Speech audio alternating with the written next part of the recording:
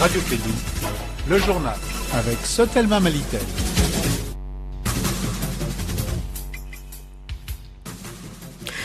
Mesdames et messieurs, vous faites bien d'écouter la radio Clédou pour vous informer. Il est 13h22 dans le studio Djilibaba Sissoko. Bienvenue dans cette édition. Les titres. L'État malien prévoit de recruter 8676 jeunes en 2019 et environ 37 000 jusqu'en 2023. L'information a été donnée par le porte-parole du gouvernement Amadou Goïta. Désengorger la capitale Bamako était au cœur du conseil d'administration de l'Agence de développement régional de Bamako. Les acteurs de ce domaine ont échangé sur les voies et moyens afin de trouver un plan d'action.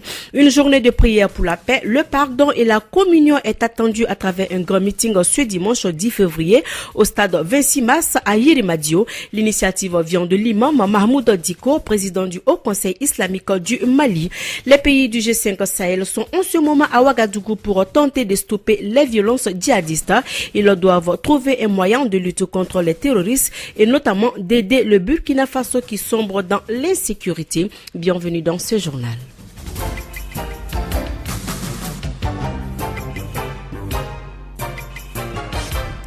Tout d'abord, en bref, près de 2 semaines après le déclenchement d'une opération coup de poing à Bamako pour faire face à l'insécurité, les résultats sont là, affirme le général Salif Traoré, ministre de la Sécurité. Il y a eu pas moins de 1500 personnes qui ont été contrôlées, dont environ 200 sont encore retenues pour des fins d'enquête. Plus de 500 motos et assez de véhicules 4 roues ont été saisis, beaucoup d'armes de fabrication artisanale, une quantité effrayante également de drogue de tout genre et des faux billets.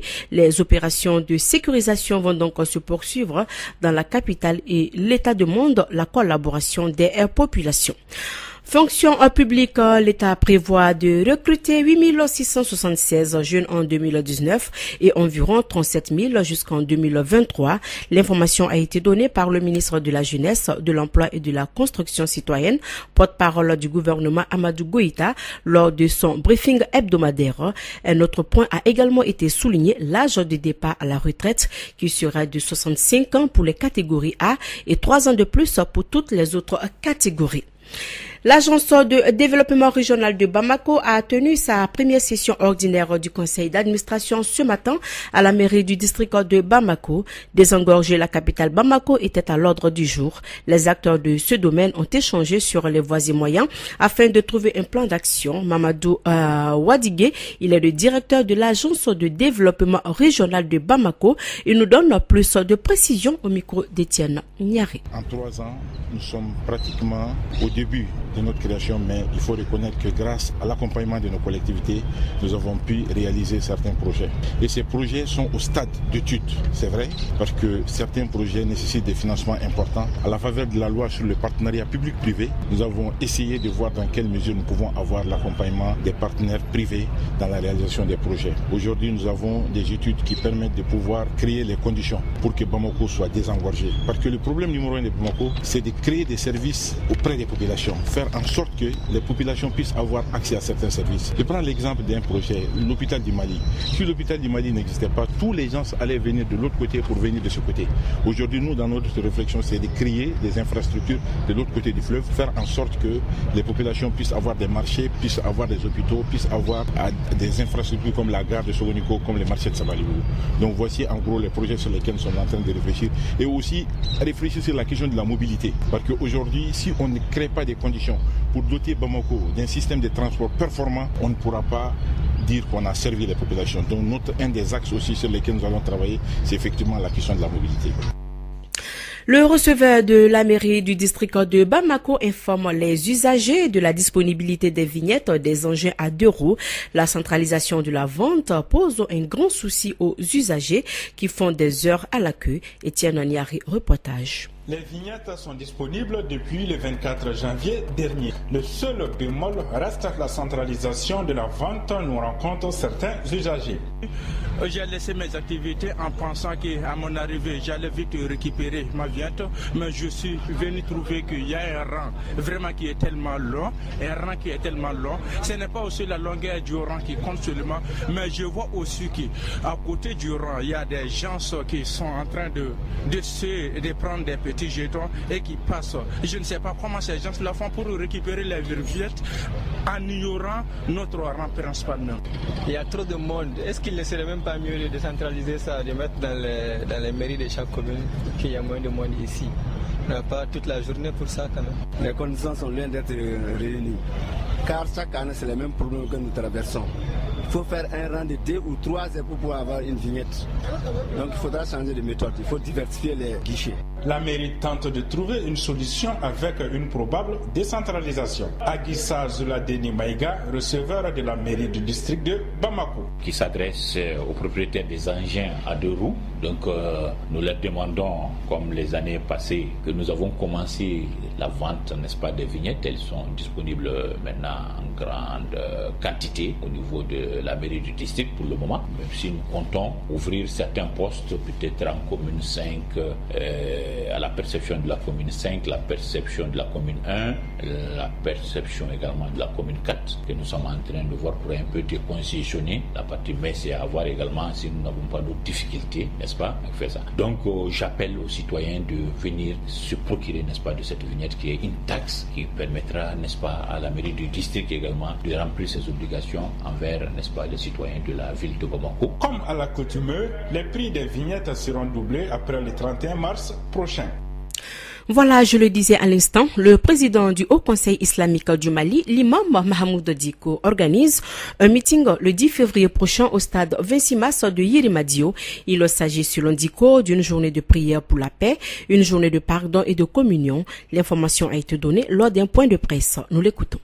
Le parrainage de cette journée que nous voulons spirituelle, de bénédiction, de pardon, de réconciliation de cœur et des esprits, Inch'Allah, le parrainage, on l'a donné à notre chérif Bouya Haïdara.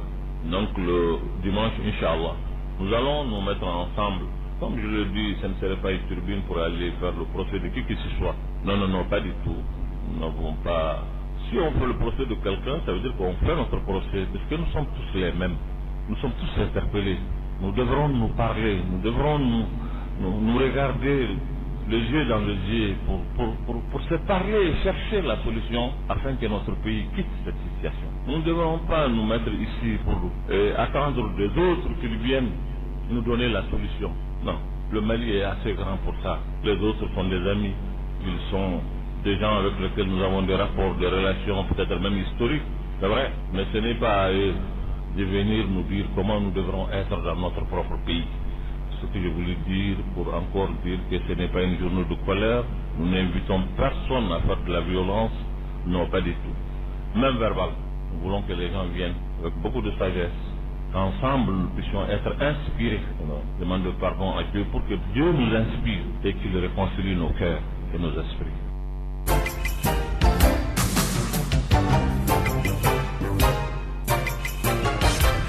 L'actualité internationale nous conduit en Côte d'Ivoire. Oui, bien sûr. Laurent Gbagbo a été relâché par la CPI, mais sa libération reste limitée aux conditions arrêtées par la Chambre d'appel. Et c'est la Belgique qui a donc accueilli en ce moment l'ancien président ivoirien. Laurent Gbagbo ne sera pas autorisé à quitter sa municipalité de résidence où se trouve sa troisième épouse et l'un de ses fils sans obtenir l'autorisation préalable de la CPI et des autorités belges. Il devra se présenter chaque semaine et ne sera pas autorisé à s'exprimer publiquement sur son affaire. Aucune information n'a d'ailleurs été donnée pour l'instant sur le point de chute de Charles Blé Goudé, soumis aux mêmes conditions de libération que Laurent Gbagbo. L'ex-leader des jeunes patriotes se trouve donc toujours aux Pays-Bas. Présidentiel au Sénégal, Abdoulaye Wade veut s'opposer à la tenue du scrutin. L'ancien président du Sénégal s'est exprimé depuis la France hier soir. Dans sa déclaration vidéo, il critique longuement Macky Sall, qui selon lui est l'unique responsable de l'éviction de son fils Karim, comme de Khalifa Sall du scrutin présidentiel. Abdoulaye Wade ne donne aucune consigne de vote aux Sénégalais en vue du scrutin du 24 février. Il appelle à ce que la présidentielle n'ait pas lieu. Les pays du G5 Sahel ont sommet à Ouagadougou Ouagadougou pour tenter de stopper les violences djihadistes. Le Burkina Faso, hôte de ce sommet qui était parmi les pays les plus paisibles au moment de la création du G5 Sahel, est aujourd'hui victime d'attaques de terroristes. 14 personnes ont été tuées lundi. Le G5 Sahel doit trouver au sommet un moyen de lutter contre les groupes djihadistes et notamment d'aider le Burkina Faso qui sombre. Le nord et l'est du pays sont devenus des zones d'insécurité permanente. La déclaration finale du sommet est attendue pour le milieu de l'après-midi. Parlons sport à football, 21e édition CAN des moins de 20 ans Niger 2019. Le Mali affronte en ce moment même le Burkina Faso au compte de la deuxième journée du groupe B. À la mi-temps, les deux équipes sont à égalité à 0-0 et bonne chance aux deux équipes et que la meilleure gagne. Sur FM cette édition, le rappel des titres. L'État malien prévoit de recruter 8676 jeunes en 2019 et environ 37 000 jusqu'en 2023. L'information a été donnée par le porte-parole du gouvernement Amadou Goïta.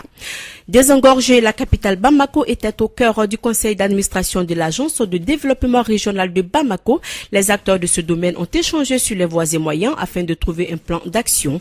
Une journée de prière pour la paix, le pardon et la communion est attendue à travers un grand meeting ce dimanche au stade Vinci Mas de Yiremadio.